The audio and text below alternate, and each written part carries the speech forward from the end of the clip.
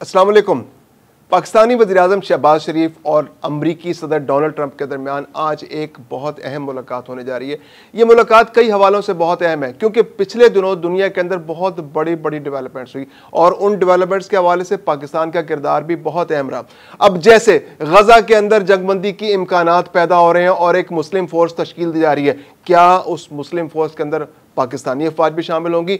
ये भी आज जेर बहस आ सकता है। इसके अलावा पाकिस्तान और सऊदी अरब ने एक दिफाई मुआहदा किया है। उस दिफाई मुआहदे में मशरिक़ वुस्ता की सूरत हाल के हवाले से उसको बहुत अहमियत दी जा रही है और उस दिफाई मुआहदे के बाद ये पाकिस्तान की अमरीका के साथ पहला राब्ता है, पहली बड़ी मुलाकात होने जा रही है। तो यकीनन इस दिफाई मुआहदे का जिक्र भी इस मुलाकात में होने जा रहा है। इसके अलावा अमरीका और भारत के ताल्लुकात पिछले कई महीनों से बहुत कशीदा है। टैरिफ की जंग चल रही है, बहुत पाबंदियां अमरीका भारत पर लगा रहा है। तो उस हवाले से भी पाकिस्तान का किरदार कितना इंपॉर्टेंट है, अमेरिका पाकिस्तान को कितनी ज़्यादा अहमियत देने जा रहा है, वो भी आज इस मुलाकात में ज़ेरे बहस आ सकता है। इसके अलावा चीन और रूस के साथ अमेरिका की टैरिफ वॉर चल रही है। इस टैरिफ वॉर में पाकिस्तान किस तरह से बेनिफिशरी हो सकता है, आज इस इम्कानात पर भी यकीनन इस मुलाकात के अंदर बात होने जा रही है। इसके अलावा पाकिस्तान के अंदर जो मादनी ज़खायर हैं, जो रेयर अर्थ मिनरल्स हैं, वो अमेरिका की नज़र उन पर है। अमेरिका चाहता है कि वो यहाँ पर इन्वेस्टमेंट करे, फॉरेन डायरेक्ट इन्वेस्टमेंट करे, उस माइनिंग के अंदर पाकिस्तान का पार्टनर बने। तो ये बहुत सारे मौज़ूआत आज ज़ेरे बहस आ सकते हैं। अहमियत इसलिए भी बहुत ज़्यादा है कि फील्ड मार्शल आसिम मुनीर भी वहाँ पर मौजूद हैं। तो जो भी फैसला होगा वो बहुत अहम होगा क्योंकि पाकिस्तान के जो दोनों अहम तरीन शख्सियात हैं वो वहाँ पर ओवल हाउस के अंदर आज मौजूद होंगी। तो इस हवाले से आज जो तमाम सवालात हैं, हम इन सवालात के जवाब तलाश करने की कोशिश करेंगे आज के ब्लॉग में। मैं हूँ खुर्रम कलीम और आप देख रहे हैं 24 डिजिटल। अमरीकी वक्त के मुताबिक आज 4:30 बजे शाम को यह मुलाकात होने जा रही है। पाकिस्तान में तो उस वक्त रात हो चुकी होगी, लेकिन इस वक्त पूरी दुनिया की नज़रें इस मुलाकात पर लगी हुई हैं क्योंकि मशरिक़ वुस्ता के अंदर सूरत हाल हर रोज़ बदल रही है, हर रोज़ नए इम्कानात पैदा हो रहे हैं जंगबंदी के। हमास पेशकश कर चुकी है कि हम जंगबंदी के लिए तैयार हैं, हम यरगमालियों की रिहाई भी करने के मशरूत तौर पर, लेकिन 60 रोज़ा जंगबंदी करेंगे। तो ऐसे में ये तजावीज़ भी ज़ेरे है बहस है कि मुस्लिम ममालिक की एक फ़ोर्स बनाई जाए और उस मुस्लिम ममालिक की फ़ोर्स को गज़ा के अंदर डिप्लॉय किया जाए। पाकिस्तान, इंडोनेशिया, मिस्र और इन ममालिक का जिक्र हो रहा है कि इनकी फ़ौज को मुमकिन है वहाँ रोल दिया जाए। इंडोनेशिया के सदर ने गुज़िश्ता रोज़ 20,000 फ़ौजी गज़ा में भेजने की पेशकश भी कर दी। तो आज की जो मुलाकात है ये बहुत अहम है। इसमें पाकिस्तान के गज़ा के अंदर रोल के हवाले से भी अमेरिका पाकिस्तान से को मुतालबा रख सकता है और पाकिस्तान उसका क्या जवाब देगा ये बहुत इंपॉर्टेंट होगा क्योंकि मशरिक़ वुस्ता के अंदर पाकिस्तान का एक मुस्तकिल रोल उसके बाद बनने जा रहा है। इसके अलावा जो 6 ममालिक की जो पाकिस्तान की सरबराही में मिले थे उसमें जो बातचीत हुई उसमें जो तजावीज़ ज़ेरे बहस हैं गज़ा के हवाले से, मशरिक़ वुस्ता के हवाले से, इसराइल के साथ ताल्लुकात के हवाले से और इसराइल की जो पुष्टपनाही अमेरिका करता है, जो मुसलमानों के रिजर्वेशंस हैं वो ज़ेरे बहस आई, जिसमें इंडोनेशिया, मिस्र, कतर, मुत्तहिदा अरब अमारात, सऊदी अरब के नुमाइंदे भी शामिल थे। तो वो उसका एक फॉलो अप विजिट भी आज होगी कि पाकिस्तान उम्मत मुसलमान के लीडर के तौर पर भी शहबाज शरीफ वहाँ पर उम्मत मुसलमान के लीडर के तौर पर भी वहाँ पर आज अमरीकी सदर से मुलाकात करेंगे और जो 2 रोज़ पहले मुलाकात हुई थी उसकी एक फॉलो अप विजिट होगी और उसमें जो मंदरजात जिन पर बात हुई थी उस पर मजीद बातचीत होगी, उसमें कोई डिटेल्स तय होंगी, उसमें किस तरह से आगे लाइन ऑफ एक्शन क्या होगा उसमें मुमकिन तौर पर बात होगी। फिर इसके अलावा पाकिस्तान और सऊदी अरब के दरमियान जो दिफाई मुआहदा जो हुआ है वो बहुत अहम दिफाई मुआहदा है। इस पर अमेरिका को भी यकीनी तौर पर रिजर्वेशन होंगी क्योंकि अमेरिका अपना पूरे का पूरा वजन इसराइल के पलड़े में डालता है और इस मुआहदे की सिग्निफिकेंस इस वजह से बहुत ज़्यादा है कि जो कतर पर इसराइल ने हमला किया उसके फौरी बाद यह मुआहदा किया गया पाकिस्तान और सऊदी अरब के दरमियान। अब पाकिस्तान इस खित्ते के अंदर अगरचे उसकी मईशत उतनी बड़ी नहीं है, कोई बहुत बड़ी मईशत वाला ताकतवर मुल्क नहीं है, लेकिन दिफा के हवाले से पाकिस्तान इस वक्त दुनिया की बड़ी ताकतों में शुमार हो रहा है क्योंकि पाकिस्तान ने अपने से 4 गुना बड़े दुश्मन को मई के अंदर धूल चटाई है, भारत जिसने पाकिस्तान पर हमला किया, और पाकिस्तान ने 4 दिन की जंग के अंदर उसके होश ठिकाने कर दिए और आज भारत अपने जख्म चाटने में मसरूफ है और वो दुनिया भर के सामने रोता फिर रहा है कि पाकिस्तान दहशतगर्दी फैला रहा है। तो पाकिस्तान का रोल बहुत इंपॉर्टेंट है ऐसी सूरत हाल के अंदर। तो ये सारे मौज़ूआत आज ज़ेरे बहस आएंगे। फिर दूसरी जानिब गल्फ कंट्रीज जो है वो भी अपना वजन पाकिस्तान के पलड़े में डाल रहे हैं कि पाकिस्तान उनके दिफा के हवाले से डिप्लॉयमेंट करे, अपनी फौजें लेकर आए। अपनी जो एक्सपर्टीज़ है वहाँ लेकर आए। उनकी फ़ज़ाइया बहुत ज़बरदस्त है, उनका मिसाइल सिस्टम बहुत ज़बरदस्त है, क्योंकि इससे पहले जो गल्फ़ कंट्रीज़ थी उनका दिफाई निज़ाम जितना भी था वो अमेरिका के हाथ में था, और अमेरिका जो था उनको ईरान स्पेसिफिक सारी जो है वो उनका डिफेंस सिस्टम था, एयर डिफेंस सिस्टम ईरान से हमले रोकने के लिए था, या फिर अरब मुल्कों के दरमियान आपस में कोई दुश्मनी थी, जैसे कतर और सऊदी अरब के ताल्लुकात ख़राब हो गए थे, कतर और मुत्तहिदा अरब अमारात के ताल्लुकात ख़राब हो गए थे, कि अगर इनके दरमियान मुमकिन तौर पर कोई जंग हो, जैसे यमन और सऊदी अरब के दरमियान ताल्लुकात ख़राब थे, तो ऐसे कोई जंग हो तो वो एयर डिफेंस सिस्टम वहां पर काम कर सकता था। लेकिन वो एयर डिफेंस सिस्टम इसराइल के खिलाफ मौसर नहीं था, और जब इसराइल ने हमला किया तो वो इस एयर डिफेंस सिस्टम ने काम नहीं किया, क्योंकि वहां पर मौजूद अमेरिकी फौजियों ने उस एयर डिफेंस सिस्टम को नाकारा बना दिया उस अर्से तक जब तक कि इसराइल हमला नहीं करता। तो ऐसे में जब ये एयर पाकिस्तान के पास ये डिफेंस का निज़ाम माने जा रहा है, जो खलीजी ताउन कौंसिल के ममालिक हैं, सऊदी अरब है, कतर है, जो मुत्तहिदा अरब अमारात है, बहरीन है, कुवैत है, तो पाकिस्तान की अगर प्रेजेंस होगी तो अमेरिका को इस पर रिजर्वेशन हो सकती है, क्योंकि इस खित्ते के अंदर अपने मुल्क से बाहर अमेरिका की सबसे बड़ी फौजी प्रेजेंस है। 40,000 से 50,000 फौजी जो है अमेरिका के खलीज के इलाके में मौजूद हैं, जब में हर मुल्क में तकरीबन 9,000, 10,000, 5,000, 6,000 इस तरह से फौजियों की प्रेजेंस है अमेरिकी।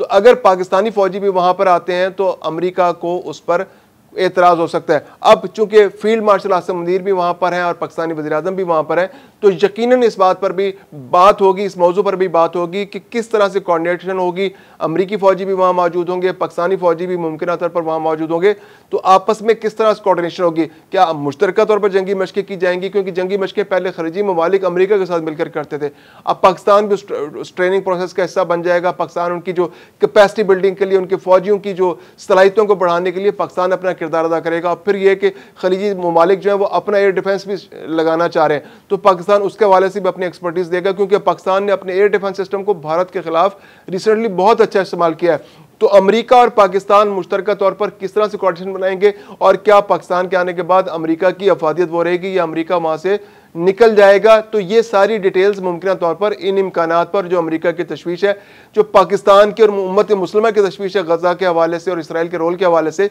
वो भी ज़ेरे बहस आएंगे। इसके अलावा जो बहुत इंपॉर्टेंट सूरत हाल जो बनने जा रही है, जो चीन और रूस का एक मुश्तरका तौर पर एक ताकत का तवाज़ुन दुनिया का, जो एक सुपर पावर वाली दुनिया थी, अब उसके मुकाबले में चाइना और रूस का एक इत्तेहाद भी सामने आ गया। और चाइना ने जिस तरह से ताकत का मुजाहरा पिछले दिनों अपने मुल्क में किया, एक फौजी परेड की जिसमें बेहतरीन दुनिया भर का जो असला दिखाया गया, और उससे पहले जब मई में पाकिस्तान ने चाइनीज़ असले को बेहतरीन तरीके से इस्तेमाल करके साबित कर दिया कि जो चाइना का असला है अगर उसको सही तरह से इस्तेमाल किया जाए तो वो यूरोप के असले से बहुत बेहतर है। तो ऐसी सूरत हाल के अंदर पाकिस्तान का अमेरिका के अंदर मौजूद होना, तो यकीनन अमेरिका की जानिब से पाकिस्तान को कुछ इंसेंटिव्स पेश किए जा सकते हैं, क्योंकि पाकिस्तान के चीन के साथ बहुत करीबी और गहरे ताल्लुकात, और ऐसे ताल्लुकात है कि जिसका मिसाल मिलना दुनिया में मुश्किल है। अगरचे पाकिस्तान और चीन का कोई दिफाई मुआहदा नहीं है, लेकिन ये दिफाई मुआहदे से बढ़कर दिफाई पाकिस्तान और चीन के ताल्लुकात हैं, क्योंकि जब भी पाकिस्तान पर कोई भी आंच आती है तो चीन सबसे पहले पहुंचता है पाकिस्तान की मदद के लिए। मॉरल सपोर्ट भी होती है और टेक्निकल सपोर्ट भी, और हर तरह की असिस्टेंस पाकिस्तान को मिलती है, और जो ज़रूरत पाकिस्तान को असले की होती है, क्योंकि अमेरिका और यूरोप की जानिब से तो बड़े नखरे किए जाते हैं असला देते हुए, तो वो असला जो पाकिस्तान को नीड होती है वो चाइना से मिलता है। तो चाइना के साथ मिलकर पाकिस्तान जो है असले की पैदावार भी कर रहा है। तो अब मुमकिन तौर पर यह कि पाकिस्तान जो असला पैदा कर रहा है वो गल्फ कंट्रीज भी जाएगा। तो इस हवाले से जी अमेरिका को कुछ तशवीश हो सकती है कि जो असला पहले बहुत बड़े पैमाने पर उनका बहुत बड़ा बजट, जैसे सऊदी अरब का बजट जो है वो 81 अरब डॉलर से ज़्यादा है दिफाई बजट, वो दिफाई अखराजात हर साल करते हैं, और ज़्यादातर चूंकि उनकी फ़ौज बहुत बड़ी नहीं है तो वो बाहर से असला खरीदते हैं, जहाज़ खरीदते हैं, एयर डिफेंस सिस्टम खरीदते हैं। तो वो तमाम के तमाम जो असला और एयर डिफेंस सिस्टम था वो पहले अमेरिका से और थोड़ा बहुत यूरोप से आ रहा था। तो अब अगर जब पाकिस्तान भी दिफाई मुआहदे में शामिल हो गया है सऊदी अरब से, तो पाकिस्तान से भी असला खरीदा जा सकता है। JF-17 थंडर तैयारी जो है पाकिस्तान से सऊदी अरब और गल्फ कंट्रीज में जा सकते हैं। इसके अलावा फिर यह कि चाइना के लिए भी पाकिस्तान के थ्रू एक रास्ता खुल जाता है। तो अमेरिका को इस पर भी काफ़ी रिजर्वेशंस होगी कि मशरिक़ वुस्ता के अंदर चाइना को अब पाकिस्तान के थ्रू भी एक रास्ता मिलने जा रहा है, तो उसके हवाले से भी अमेरिका अपने रिजर्वेशंस मुमकिन तौर पर पाकिस्तान के सामने रख सकता है, या फिर पाकिस्तान को इंगेज करने के लिए अमेरिका कुछ इंसेंटिव्स पाकिस्तान को दे सकता है। जैसे रेयर अर्थ मिनरल्स का एक इशू है, पाकिस्तान के अंदर बहुत बड़े ज़खायर रेयर अर्थ मिनरल्स के मौजूद हैं जो दिफाई मसनूआत की तैयारी के लिए इस्तेमाल होते हैं। बहुत बड़े बड़े जो स्टेल्थ जहाज़ होते हैं, या इसके अलावा जो रात को देखने वाले जो आलात होते हैं, ये रेयर अर्थ मिनरल्स इनमें इस्तेमाल होता है, टैंकों के अंदर भी इस्तेमाल होता है। तो चाइना सबसे बड़ा प्रोड्यूसर था, दुनिया के 90% जो रेयर अर्थ मिनरल्स जो थे वो चाइना से निकलते थे और उसमें से भी 99% प्रोसेसिंग जो है वहाँ से होती थी। अब पाकिस्तान के अंदर भी ज़खायर मौजूद है। चाइना ने पिछले दिनों उस पर पाबंदी लगा ली थी कि वो दुनिया को एक्सपोर्ट नहीं कर रहा था। ये बहुत उसने रेस्ट्रेंट से काम लिया था, रिस्ट्रिक्ट कर दिया था कि कुछ कंपनियों को देगा और कुछ को नहीं देगा। तो पाकिस्तान के अंदर अगर अमेरिका इन्वेस्टमेंट करता है और बाकी जो मगरबी मालिक भी इन्वेस्टमेंट करते हैं तो एक रेयर अर्थ मिनरल्स की एक बहुत बड़ी मार्केट पाकिस्तान के अंदर भी खुल सकती है। यहाँ से दुनिया भर को सप्लाई हो सकता है और जो ममालिक जो है वो डिफेंस मसनूआत की प्रोडक्शन करते हैं उनके लिए पाकिस्तान एक बहुत बड़ी अट्रैक्शन बन सकता है। तो ऐसे में अमेरिका पाकिस्तान के अंदर रेयर अर्थ मिनरल्स के शोबे में इन्वेस्टमेंट कर सकता है। तो ये आज के उस जो इजलास है उसके अंदर मुमकिन तौर पर इस पर बात हो सकती है।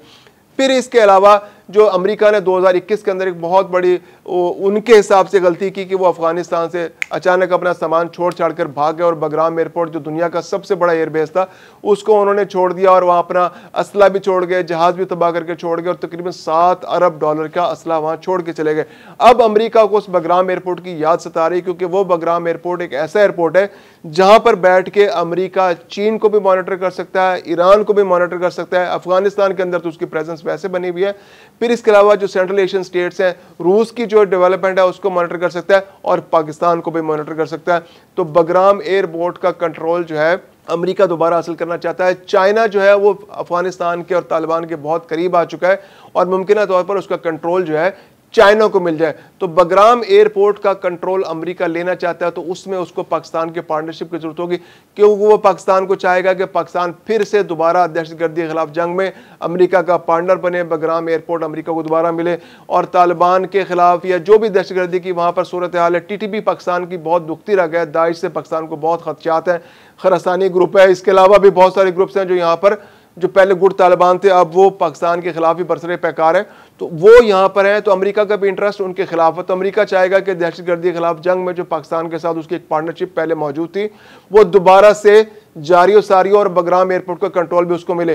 तो आज की जो मुलाकात है ये बहुत ज़्यादा अहम है, इसमें बहुत सारे अहम इश्यूज़ पर बात होने जा रही है और पाकिस्तान अगर आज अच्छे अंदाज से डील कर लेता है तो अमेरिका और पाकिस्तान की जो पार्टनरशिप है वो भी आगे बढ़ सकती है और मशरिक़ी वुस्ता के अंदर पाकिस्तान को एक मुमकिन तौर पर एक मुस्तकिल किरदार भी बन सकता है और गज़ा के अंदर भी पाकिस्तान की फौज हो सकती है और सऊदी अरब के अंदर पाकिस्तान और अमेरिका कोई ऐसा कोई आपस में कोई कोलैबोरेशन या कोई कोऑर्डिनेशन बनाने के लिए कुछ सूरत बना लेते हैं तो पाकिस्तान के अंदर पाकिस्तान के लिए सऊदी और गल्फ के अंदर काम करना बहुत आसान हो जाएगा।